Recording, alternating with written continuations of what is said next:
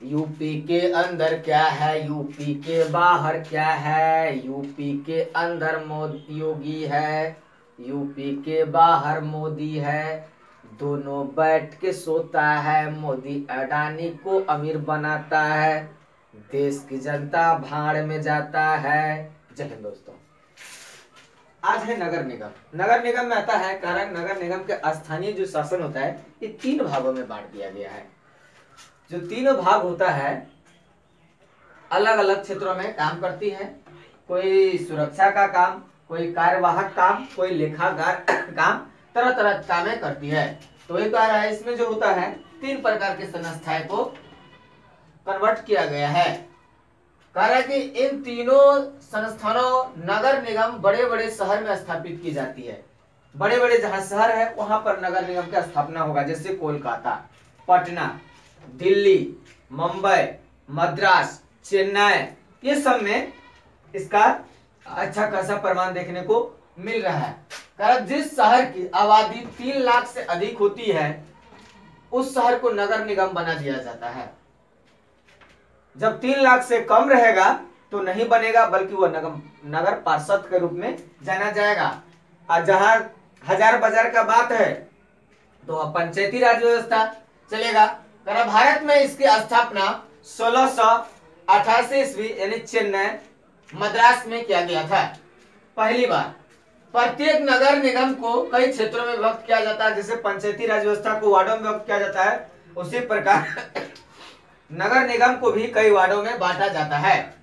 इसमें आरक्षण का भी प्रावधान है कि SC ST भी चुनाव लड़ सकता, दलित, महादलित, पिछड़ा, अति पिछड़ा, दलित, महादलित और 50% महिला का भी आरक्षण है। जिस तरह से एक ही व्यक्ति 2 वार्डों से 2 पंचायतों से चुनाव लड़ता है, महिला भी एक महिला 2 सीटों से चुनाव लड़ सकती है और दोनों सीटों से निर्वाचित हो सकती है। इसमें कोई हिचकिचाहट की बातें नहीं है। कारण नगर निगम के न्यूनतम वार्डों की संख्या 37 और अधिकतम 72 हो सकती है। पटना में वर्तमान में जो है 72 वार्ड है, गया में 35 वार्ड है, भागलपुर में 11, मुजफ्फरपुर और दरभंगा मिला के 48, बिहार शरीफ में 46 और आरा में 45। इस तरह से कई सारे क्षेत्रों को बांट दिया गया है। वर्तमान की स्थिति जो ये है, हो सकता है आने वाले दिनों में जो जनसंख्या का दुनिया में खचाखच भीड़ लग रहा है और भी जनसंख्या के हिसाब से वार्ड बनाए जा सकते हैं। तो नगर निगम के जो अंग है, पहला आता है कि नगर परिषद। नगर परिषद जो काम करती है अपने क्षेत्रों में, तरह तरह के काम करती है। कई सारे क्षेत्रों में इनका महत्वपूर्ण योगदान होता है। नगर का सुधार करने में नगर परिषद का बहुत सारा काम होता है।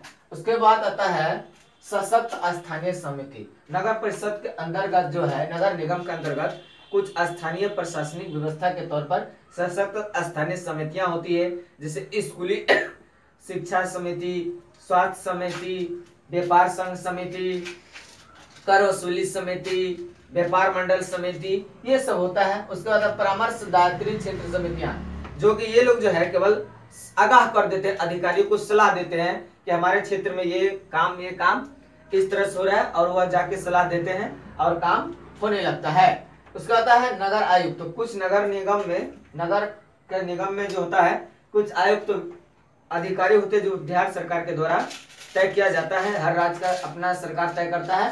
ये एक प्रकार प्रशासनिक व्यवस्था का अधिकारी होता है। कुछ अन्य काम भी होता है जो सब मिल करके काम को करने का, जैसे मुसीबत के बाढ़ सुखाड़ के समय में, प्राकृतिक आपदा विपदा के समय ये लोग सारे कामों को करते हैं।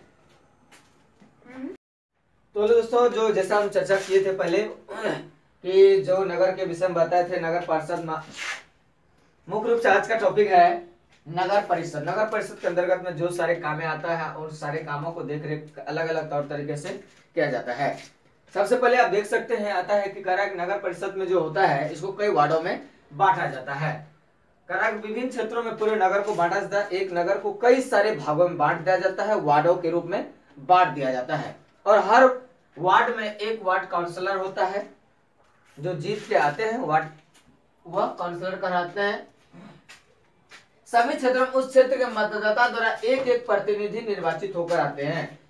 कोई भी वार्ड हो, एक वार्ड से एक प्रतिनिधि चुन कर के आते हैं और सहयोग करते हैं नगर परिषद के वरीय अधिकारी को। इन्हें वार्ड पार्षद या वार्ड काउंसिलर भी कहा जाता है। और इसका कार्यकाल जो है 5 साल का होता है। कुल इसका कार्यकाल जो होता है 5 साल का होता है, लेकिन समय से पूर्व भी हटाया जा सकता है, या फिर मर गया या कहीं चले गए क्या, मर गए तो उसका कार्यकाल खत्म, तो उस सीट पर फिर उपचुनाव कराया जाता है, ऐसा भी प्रावधान होता है।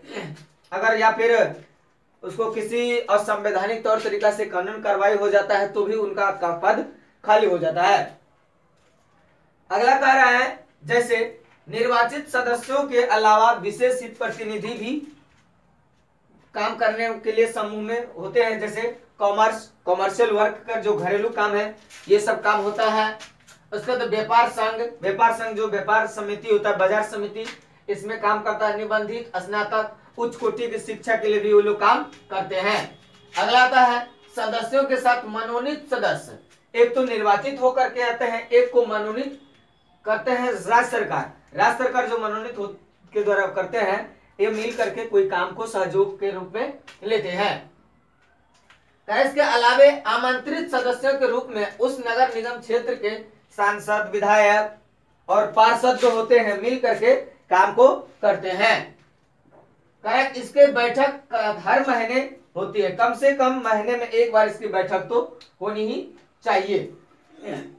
इसका प्रमुख कार्य निगम बनाना, उसका निर्णय लेना तथा कर लगाने का बहुत सारा टेक्निक आता है, जैसे टेम्पो, ऑटो ड्राइवर या रिक्शा चालक, ई रिक्शा, वाहन, बिजली, पानी, मकान, तरह तरह की चीजों से ये कर वसूलते हैं।